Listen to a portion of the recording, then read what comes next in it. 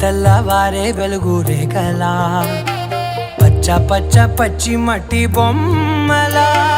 అల్లి బిల్లి వెన్న పాల నురగలా అచ్చ తెలుగు ఇంటి పూల కొమ్మలా దేవదేవుడే పంపగా ఇలా దేవతే మా ఇంట అడుగే పెట్టెనంట బ్రహ్మ కళ్ళలో కాంతులే